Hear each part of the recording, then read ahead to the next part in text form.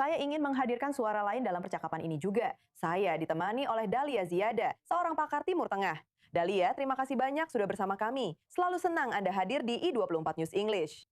Mari kita bicara tentang apa yang sedang kita lihat di Qatar saat ini. Jika AS dan Iran hanya berbicara secara tidak langsung melalui Qatar atau Pakistan, apakah ini masih dianggap sebagai diplomasi yang bermakna? Presiden Trump mengatakan bahwa hubungan dengan Iran telah berubah.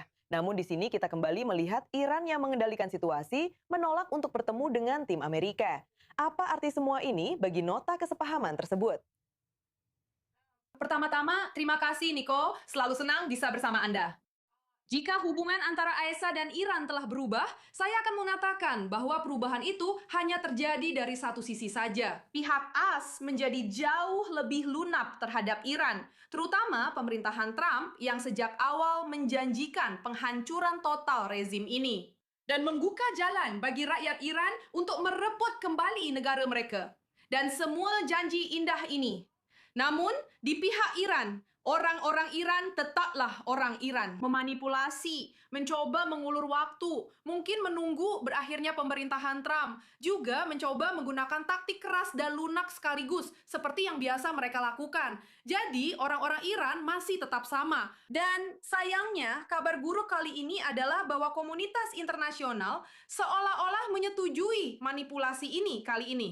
Dan kita memiliki aktor regional seperti Qatar yang sangat terlibat dalam memperkuat rezim Iran sekali lagi. Atau bisa dibilang membawa rezim Iran kembali ke puncak kekuasaan sekali lagi. Setelah sebelumnya hampir saja padam. Lalu, apa tujuan Qatar dengan menjadi tuan rumah bagi dua delegasi ini?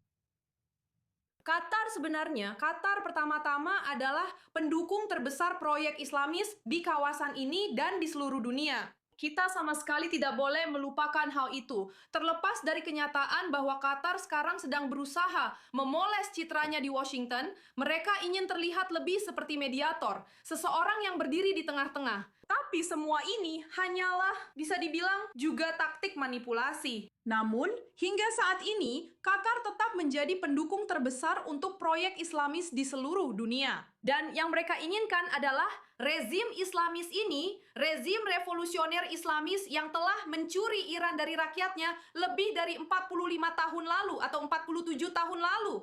Mereka ingin rezim itu tetap berkuasa agar bisa terus mendukung milisi-milisi mereka di seluruh kawasan. Mereka terus bertindak sebagai ancaman terhadap Israel dan negara-negara Arab lain yang bahkan ditakuti oleh Qatar sendiri.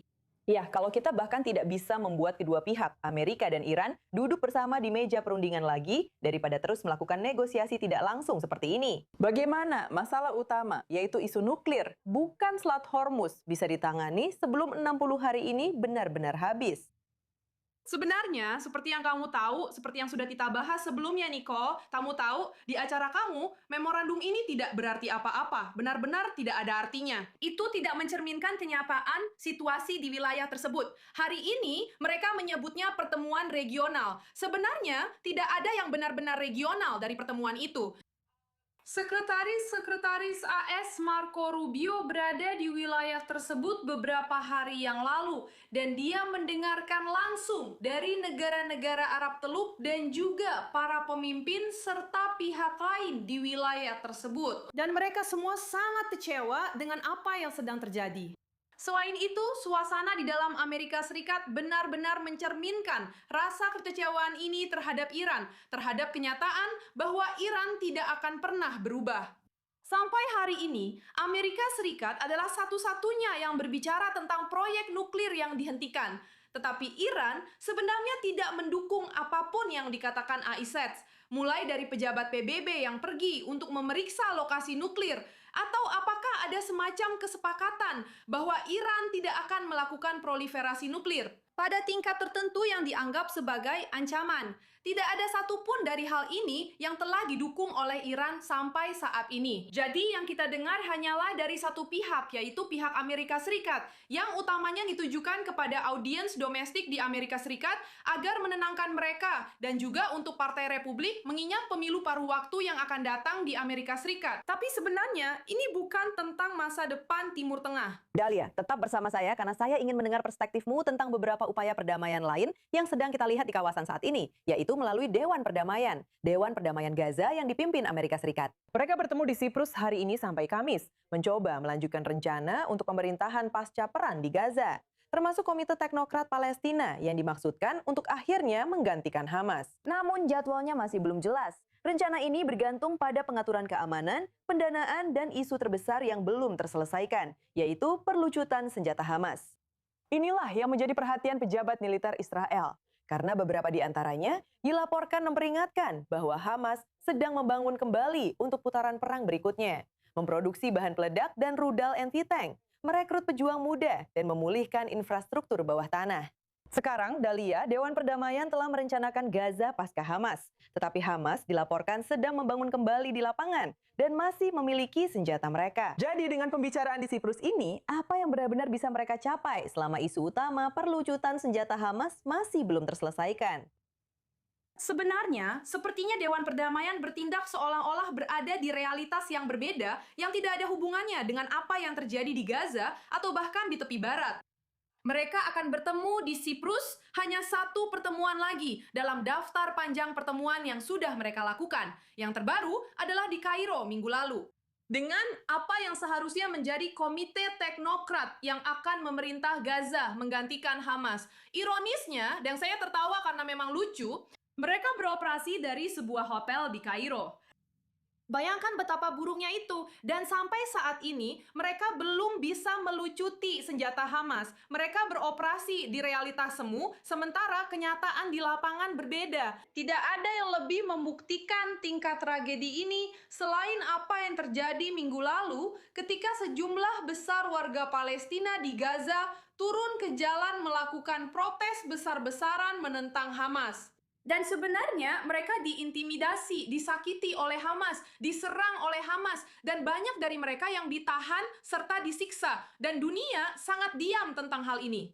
Jadi menurut saya, sayangnya kita sedang membicarakan dua realitas yang berbeda di sini. Realitas Dewan Perdamaian dan realitas di lapangan di Gaza. Yang sangat menyedihkan, di mana Hamas masih menjadi kekuatan yang paling dominan. Jadi apa sebenarnya tujuan dari negara-negara yang terlibat dengan Dewan Perdamaian, khususnya Mesir, Qatar, Turki, dan beberapa negara Teluk? Apa prioritas mereka? Apakah membangun kembali Gaza? Apakah melucuti senjata Hamas? Atau hanya sekedar mencegah gencatan senjata itu gagal?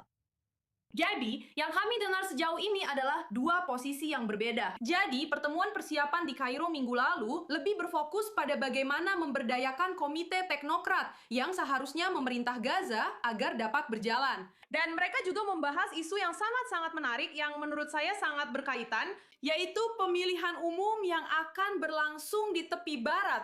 Pemilihan legislatif dan presiden yang diumumkan oleh Kepala Otoritas Palestina, Mahmud Abbas, akan berlangsung pada akhir tahun ini dan awal tahun depan.